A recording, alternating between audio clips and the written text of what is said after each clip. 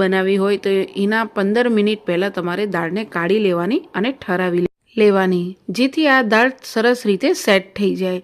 તો આ રીતે તમે જોઈ શકો છો કે આપણી મસાલેદાર જે અડદની દાળ છે એ સરસ એવી આખી બી રહી છે અને ચડી બી ગઈ છે। તો તમે એકવારથી જો ક્યારે વિન્ટર સ્પેશિયલમાં અડદની દાળ આ રીતે ન બનાવી હોય તો તમે એકવારથી જરૂરથી ટ્રાય કરજો।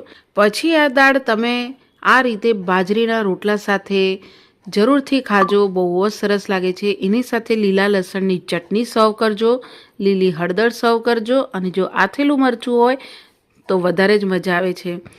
મેં બાજરીના રોટલા સાથે સર્વ કર્યું છે કારણ કે મારા ઘરમાં બધાને ભાવતી હોય છે, પણ તમને જો ન ભાવતું હોય તો તમે રાઈસ સાથે, રોટલી સાથે, પરોઠા સાથે, તમને જેની સાથે ભાવે તમે એની સાથે આ દાળ ખાઈ શકો છો।